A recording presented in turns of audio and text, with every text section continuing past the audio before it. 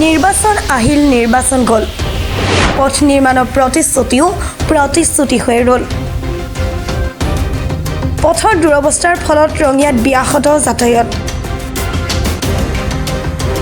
ৰঙিয়া নগৰৰ ৭ নং ৱাৰ্ডৰ গংগা পদুমী উপপথৰ দৃশ্য এয়া মুষলধাৰ বৰষুণৰ ফলত পথটোত পানী আবদ্ধ হৈ পৰাত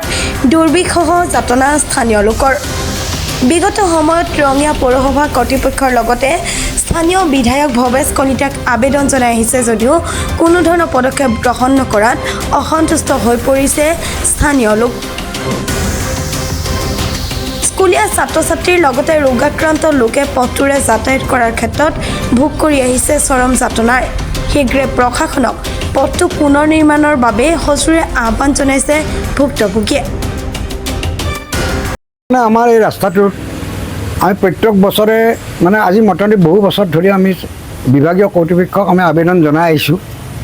যে আমাৰ কেইঘৰমান মানুহ থাকে সৰু ল'ৰা ছোৱালী থাকে বুঢ়া বুঢ়ী আছে বহুত বিভিন্ন অসুবিধা সদায় ইয়াত পানীটো জমা হয় আমি চিভিল এছডিঅ'ক মাতিলোঁ চিভিল এছডিঅ' আহি চাই গ'ল NHৰ ইঞ্জিনিয়াৰ আহি চাই গ'ল PWD ইঞ্জিনিয়াৰো আহিলে চেয়াৰমেন আমাৰ মিউনিচিপালৰ চেয়াৰমেন আহিলে তেওঁলোকে আমাৰ আশ্বাস দি গ'ল যে ৰাস্তাটো কৰি দিম মাজতেতো আমাৰ বিধায়ক মহোদয়ে ক'লে ভৱেশ কলিতাই ক'লে যে মই যদি এই জানুৱাৰীৰ ভিতৰত কৰিব নোৱাৰোঁ তেতিয়া মোৰ গল কাটি দিম কিন্তু কথাটো হৈছে কি চাওক সেই জানুৱাৰী গৈ এতিয়া আজি মে শেষ খবৰ হ'ল তো এনেকৈ মানুহখিনি সৰু ল'ৰা ছোৱালী স্কুলত যোৱা মানুহ চলাচল কৰা অসম্ভৱ হৈ গৈছে ৰাস্তাত একাঠো পানী হয় আৰু তেওঁলোকে আমাক বহুতখিনি নথি পত্ৰ দিব দিছিলে আমি চব দিছোঁ ইভিন প্লেন এষ্টিমেটৰ কাৰণে তেওঁলোকক যি লাগে আমি এভৰিথিং দিছোঁ কিন্তু তাৰপিছত কিন্তু নকৰে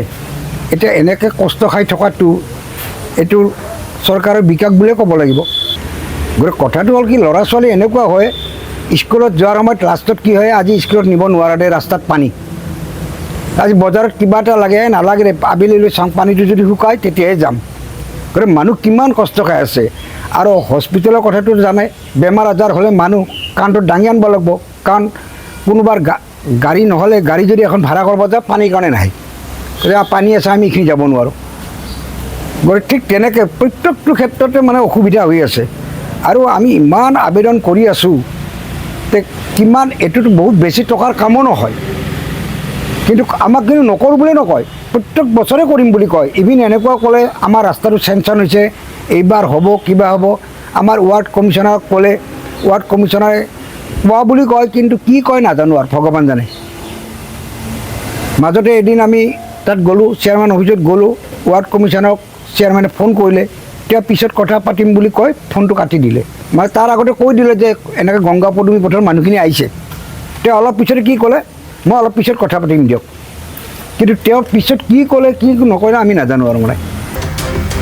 ৰঙিয়াৰ পৰা ছফিকুল আহমেদৰ ৰিপৰ্ট প্ৰাতঃ টাইম ডিজিটেল